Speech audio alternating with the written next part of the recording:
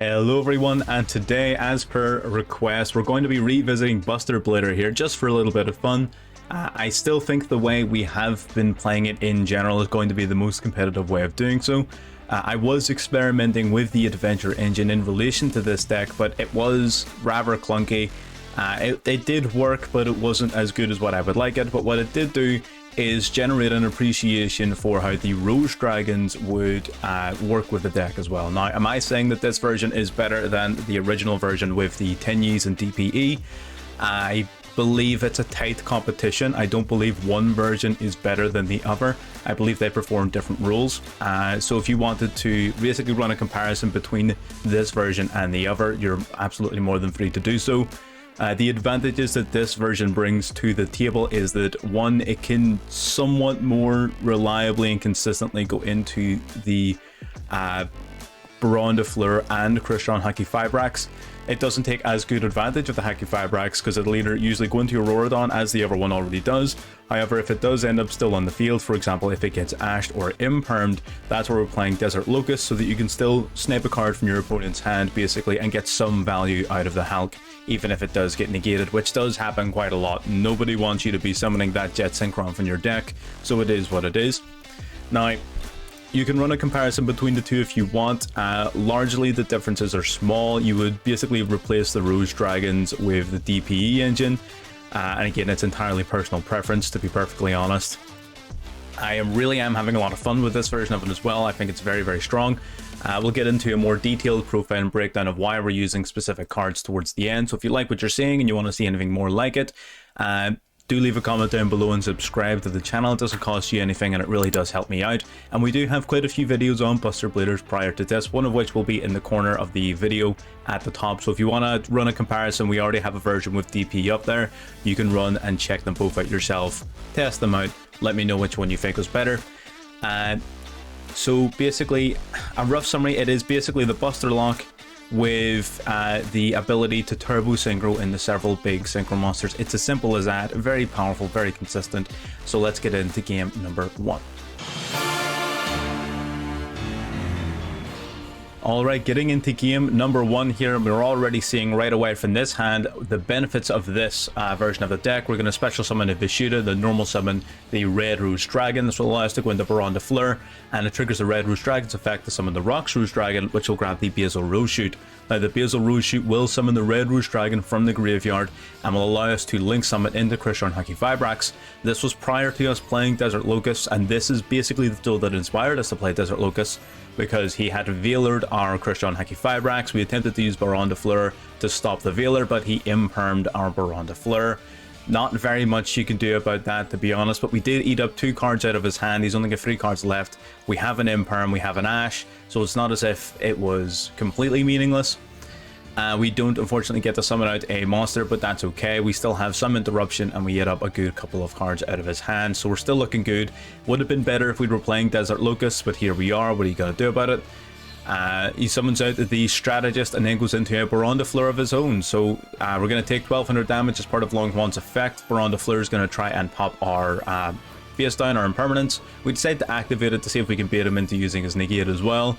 Unfortunately not, and it also means that this column for the rest of the turn, if he happens to activate anything there, is also negated. It's an easy mistake some people can make, why not? He goes for the Emergence, and we're going to use Ash Blossom here because we're pretty confident that at this stage he doesn't have any additional follow-up. Unless that last card in his hand was a Taya, we would have been in trouble, but again, we flipped the coin and we turned out to be right. He takes out our Hulk and that's it. Draw phase, we draw into the Thunder Lord dude. We're just going to swing straight to battle phase, straight to swing. We don't need him negating anything. So then afterwards, we're going to pay 3000 life to special summon the Lord of Thunder, normal summon out our Buster Whelp, and we're going to go into the Savage Dragon and equip on Hockey 5-racks. So now we've got a big meaty monster on the board with negates, and our opponent can't get past it. So there you go. A lot of versatility when it comes to the deck. You know, we're able to summon out Baron de Fleur quite easily. We would have been able to extend crazy far as well if we had our if we had not been negated by, well, basically 2 negates essentially, because we could have handled one of them with the Baron de Fleur. Now, there is an argument there to be had to play things like Crossout Designator, to play Call by the Grave in order to stop things like that from happening, which you absolutely can.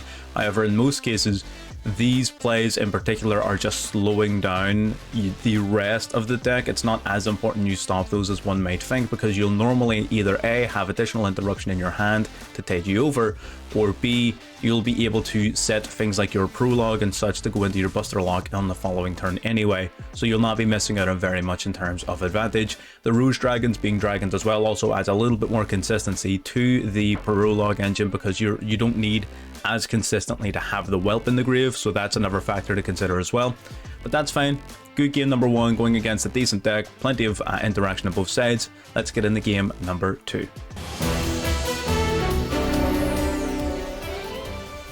Alright, getting into game number 2, we're going second this time, and our hand, looking at it, isn't exactly fantastic, but our opponent opens up with Fusion Destiny. We're going to use Ash Blossom here, trying to get that right off the bat, and our opponent goes for a Call by the Grave, so we're going to chain Maxi here. We get 2 of them in hand, we might as well draw something off of this. It doesn't seem as though our opponent's going to have very much more to do after this, but our opponent decides that even that was too much, and we're not going to be drawing even a single card off of Maxi. I am quite happy to eat that Ash for that Maxi there, to be perfectly honest. I don't mind that at all. The only way in which that could be bad for us is if our opponent was playing heroes, and I haven't seen heroes on the ladder an awful lot. So looking at the Phoenix Enforcer, we're feeling a little bit more confident, you know, with him eating up so many cards out of his hand. So that's fine. We draw into Ashuna here, so we're going to special summon out the Ascendant of Thunder. Basically, we're going to bait him into destroying us, purely so we can gain 5,000 life back off of the destruction.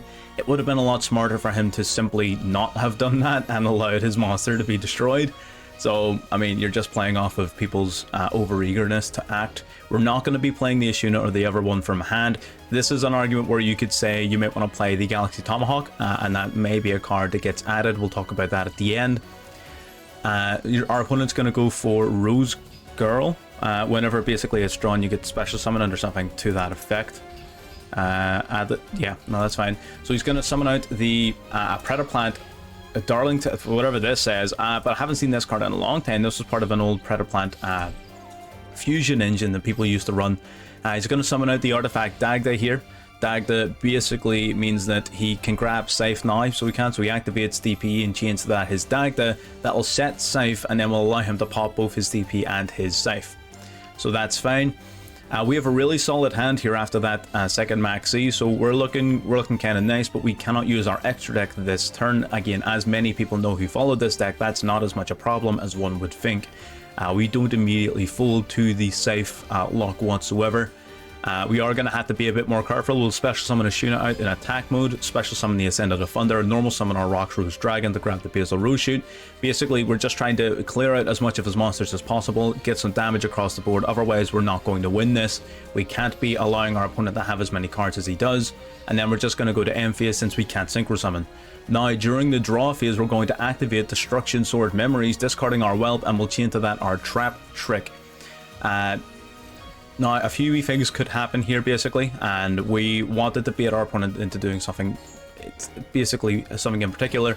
We're going to summon out the Buster Blader to the deck, and we're going to set our prologue face down. He resummons his DPE. Now, he's going to activate DPE, so we're going to flip up prologue as bait. We're going to send the Buster Blader and the, I believe it was another Memories, to the graveyard to summon out the Buster Dragon. Our opponent takes the bait, destroys himself and the Buster Dragon. That will allow our Buster Blader to grab his DPE from the graveyard and equip it onto our monster. So we're stealing his DPE, basically.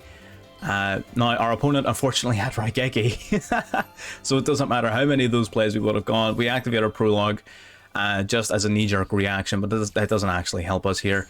The secondary effect of prologue is extremely underwhelming. And we do gain an additional 5,000 life from the Ascendant of Thunder, so that is something at least. We draw into another prologue. We just top deck the prologue, which is amazing.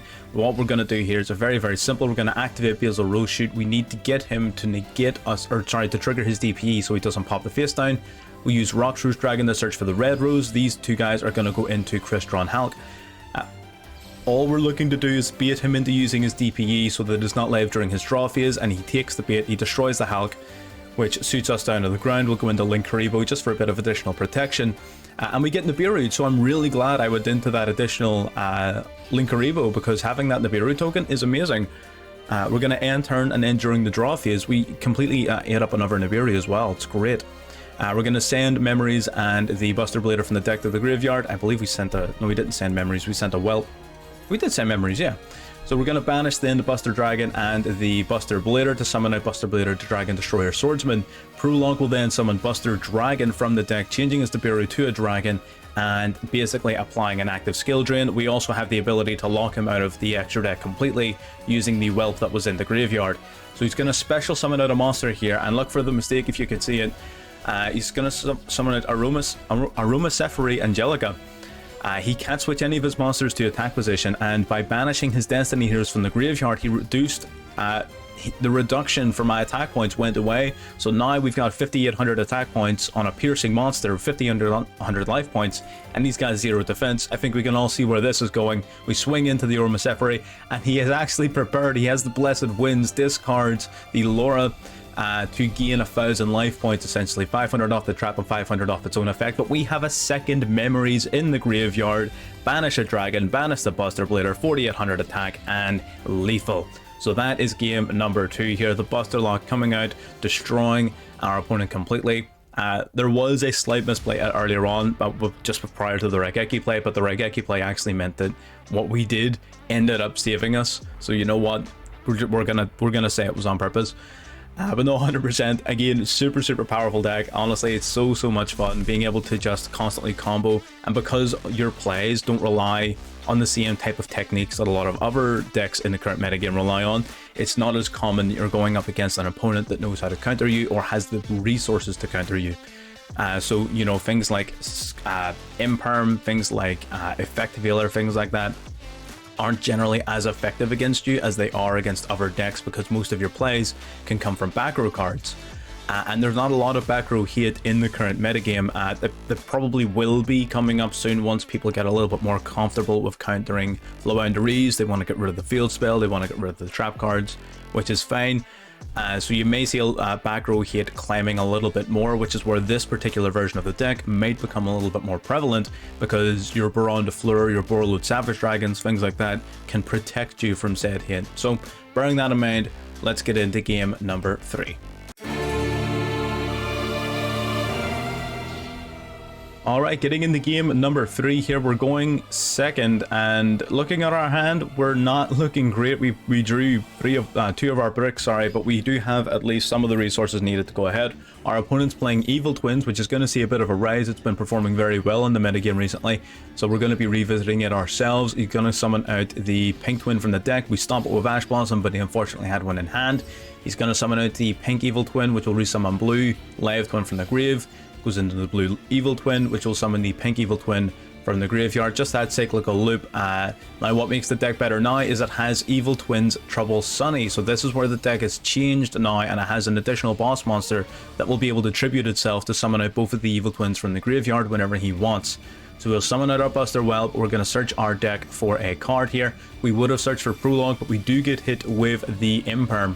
That's where Pot of Prosperity comes in. Having 2 of them in hand, plus a No Lion, plus the other Whelp, is a very painful hand. It doesn't happen very often, but when it does, you really do feel it. We banished 6 from the extra deck because we were feeling a bit desperate. And what we're doing is digging for the Prologue. We get the Prologue to hand, and what we do here is we set our cards in a very specific order. We set the Prologue first, and then we set the Pot of Prosperity second. The reason being, in Diamond, people typically like to think of themselves as smart, so what we're doing is our opponent would be of the mindset where they would know that we would set a fake card first and the real card second, so they know to pop the second card. But us knowing that they're going to think like that, we're going to set the main card first and then the secondary card second, and you're going to see here that that actually works. So he's going to summon out the Pink Twin and the Blue Twin. Pink Twin draws a card, Blue Twin pops a card. He pops the face down Pot of Prosperity. Our opponent takes the bait. We still have our Prologue live and ready to go. Now, the reason we're not going to go into Prologue right away is this monster in the graveyard can also banish itself to return a card back to the field. We want to see if we can proc that effect before doing anything else. Our opponent's just comboing off here, trying to get some plays out on the board. He's going to special summon the Pink Live Twin to go into Nightmare Unicorn, and this is where it all starts to fall apart. He's going to try and return our prologue. We have no choice but to activate it, otherwise we are going to lose. We send our cards to the graveyard. Pink Twin's going to resummon the Blue Twin from the graveyard, and we're going to chain onto that our memories. We want to get our skill drain live as soon as we possibly can. However, our opponent has Call by the Grave. Call by the Grave is one of the biggest weaknesses of this deck. Not in a sort of traditional format of what it would be for other decks, but purely because if they banish your Buster Blader from the graveyard, then your memories resolves without effect, and a Buster Dragon by itself is just a 2800 defense wall. It doesn't actually do anything, which is quite painful. He pops it using his Blue Evil Twin. All we have now on the field is a Linkuriboh, but he does have the ability to obviously return it back to the hand. So we don't have a lot going for us. He goes into his Abomination, he goes into another Trouble Sunny. That's 6,300 damage on board, swings for 33, swings for 3k, and then he activates Sunny to resummon from his graveyard the 2 Evil Twins. That's an additional 2,200 points of damage. He gets to draw an extra card for BM, and that is game. So again, it wouldn't be a competitive review of a deck if we didn't show some of the weaknesses that it had and some of the things that beat it. Now, one of the things that it struggles with in particular, removal that does not originate on the field in the form of a monster effect. So if they have a monster in their hand or in their graveyard that will actively bounce, destroy, banish, whatever it is, without actually needing to be on the field at any stage, then our Buster Lock really does struggle with it. That's why we attempt to augment it with our Synchro Engine that can handle those particular strategies a little bit more. Unfortunately, in this case, we just drew a bit of a bad hand. We didn't have the ability to extend into our Synchro plays. It is what it is. Sometimes it happens. So removal that doesn't originate on the field is very tough for this deck to get rid of whenever you're relying strictly on the Buster Lock, like the Trouble Sunny in particular, which was a real pain. We would have stood a better chance if we had have gotten our monsters to resolve, but ultimately we still would have been in a lot of trouble because Sunny would have been able to banish itself to bounce one of our 2 cards back. Both of them are necessary for them to be worth anything. If one is returned, the other is useless. So it is a little bit unfortunate that it did play out the way it did, but I mean, again, you can't win every single game, and this is good evidence of that. So let's get into the deck profile so we can talk about some of the more intrinsic choices. Alright, getting into the deck profile. Now, again, I would never at any point claim to be a duelist with exceptional skill or anything like that, but I would like to think when it comes to Buster Blader, I have a very firm idea of what I'm talking about. I've been playing this deck for quite a long time, so I do sort of know a good bit about it. Now, in terms of the actual Buster Blader combo itself, I'll cover it briefly, but we do have a better explanation of it in previous videos. I just don't fancy repeating myself too often, because it's like the 5th video or something I've done on this deck with all like different variations. So the Buster Blader engine itself centers around Prologue of the Destruction Swordsman. We have 12 main ways of getting to this card. 3 copies of the card itself, 3 copies of Buster Whelp which searches it, 3 copies of Trap Trick that searches it, and 3 copies of Prosperity which will help you search for it. So we have 12 effective methods of getting to our Prologue. Prologue will set up the entirety of your play. It special summons the Buster Dragon out of the field itself by sending a Buster Blader and a Destruction Sword card to the graveyard. Typically you will be sending Destruction Sword memories because you can banish this card, your Buster Blader, and a Dragon Monster from your graveyard to fusion summon out your Buster Blader the Dragon Destroyer Swordsman. That is your primary combo. For that to work, you do need to have at least 1 dragon in your graveyard. That is where the Rose Dragons and the Whelp come in. You will summon them to use their effects, and then you can send them to the graveyard through whatever method you deem most appropriate. The Almirage is here purely because if you normal summon the Red Rose Dragon, you can send it to the graveyard off of Almirage, so that you have a dragon in your grave. So it's not terribly inconsistent, and again, worst case scenario, you can always attempt to get into one of your dragons through Crystal Hulk. It can summon any of these dragons from the deck to put into the graveyard then later on anyway, so you'll almost always have access to a dragon in your graveyard. Then your Prologue will send memories, send your Buster Blader, and that's your full combo. So that's the Buster Blader side of it. So how does the rest of the deck function? Now, comparative to the pure 10E version, the entire idea was summoning DPE. What this version does instead is it attempts to focus more on a synchro aspect. So we have primarily level 7 spam that takes the place of the 10E engine. So if you think back to the DPE version, the Ascended of Thunder and these, the Vishuddha and Ashuna, are basically taking the place of the other 10E monsters that we were playing. So think of it like that. And then the Rose Dragon engine takes the place of the actual Destiny hero cards themselves. So it's literally, the substitute is as easy as that. That's the main difference. So you would use your Red Rose Dragon in any level 7. You run, again, 7 of them here. And as well as that, if you put 2 monsters on board, you can summon a Buster Blader from your hand if you happen to have one, using your Protector Whelp. We'll get to that in a minute. So you effectively have 7 to 10 methods of summoning a level 7 in your field. The Buster Blader can be a bit iffy at times, but you know, whatever, it's still possible. But 7 main ones: 2 Vishuda, 2 Ashuna, 3 Ascent of the Thunder. You will synchro summon using the Red Rose Dragon and one of those guys, and what that will do is give you Baron de Fleur. It will also mean that your Red Rose Dragon, which will summon the Rox Rose Dragon from your deck. Rox Rose Dragon will grab your Basil Rose Shoot. Basil Rose Shoot will resummon the Red Rose Dragon, and using these guys, you go into Hulk, you go into Jet Synchron, and you combo off down the Aurora Dawn route. If they interrupt your Hulk, that's why we're playing Desert Locust, that we weren't playing that initially, but now we have learned we need to get additional value off of that Hulk whenever it is on the field. So you can either go down the Aurora Dawn route, or if they stop you from summoning out your Jet Synchron using your Hulk, you'll instead just keep it on the field and snipe a card from their hand during their turn. So all in all, very, very powerful. It does really help. As well as that, the Rox Rose Dragon even by itself can add a lot of versatility to the deck and get you out of rough situations, like we saw earlier on, being able to just impromptu go into like a full breakdown. So no, very, very strong engine. So it is. I don't know which I prefer. I think this one's a bit more fun.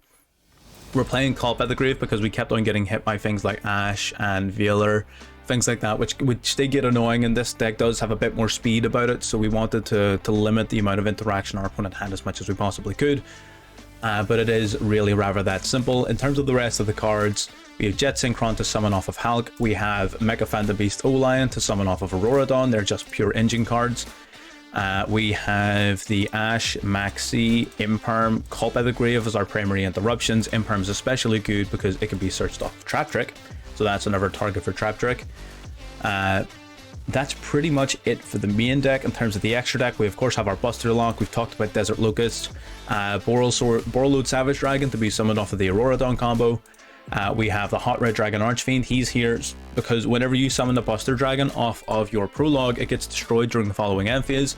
So using your Buster Dragon in any one of your level 1 tuners, mainly your Whelps, you can summon out the Hot Red Dragon Archfiend Abyss, which basically negates any face-up card.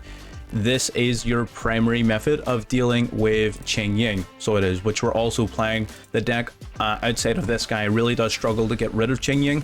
So the Hot Red Dragon Archfiend Abyss is a very integral card for that matchup in particular. So do bear that in mind. He is, I would say, core for that reason. Baron de Fleur because of the level 10 spam. Qing Ying level 10 spam. Qing Ying's amazing. Link Karibo to put your Whelp in the graveyard whenever you normal summon it. So Link Karibo makes this a 1-card combo. Normal summon your Whelp, it searches prologue. Link summon in the Link Karibo. That puts a dragon in your graveyard. That's your play setup fully. 1-card combo. Almirage for if you need to normal summon the Red Rose Dragon and you can't go into your other plays. For example, if it's the only card you can summon and you just need a dragon in the graveyard, Almirage is here. This, of course, isn't core. Monk to be summoned off of your Tenyi Spirits, which again isn't core. You can totally take this out. It's mainly here so that on occasion you can use the Vishuda bounce. So if you summon Vishuda, go into Monk, and then Vishuda can bounce an opponent's card. That's the only real reason it's here, to be perfectly honest. If you want to make this a little bit more practical, you can put like a single copy of Adhara in the deck. If you wanted to do it that way, you absolutely can. Maybe cut a Prosperity. Again, basically the same thing there. Crystron Hulk because it's broken. Aurora Dawn because of the broken combo. And then the Protector Whelp of the Destruction Swordsman. This card's really interesting because it can send a missing combo piece from your deck to the graveyard for your Buster combo. And as well as that, if you also happen to have a Buster Blader in hand, it will special summon it out to the field. So it does add a bit of power, a bit of utility, and it lessens the extent to which this card is a brick. You don't have to play 3 of it, but every time you play 2 of it, you're running the risk of not being able to resolve a Memories if you need to, not being able to resolve a Prologue if you need to, and overall, having 3 of it is more logistically beneficial than having 2 of it and not having enough copies, because you just never have enough copies. But yeah, that's pretty much it. Full breakdown of the deck. Whether or not it's better than the DPE version, I'll let you decide. Let me know down below which you prefer. This version is definitely a little bit more complicated than the other one, but the other one, I do believe this one does have a higher ceiling. So that's pretty much everything I have to say on it right now. If you do like what you're seeing and you want to see more, feel free to subscribe. Again, as I said, it doesn't cost you anything and it really does help me out. And as well as that, you can go back and you can watch some of the other Buster Blader content that we've put up on the channel whenever we were building up the Tingy version of the deck. We also have a Rocket version of the deck, which was so-and-so. So yeah, that's pretty much everything I have to say. If you have anything you want to see, let me know down below. But other than that, I'll see y'all in the next one.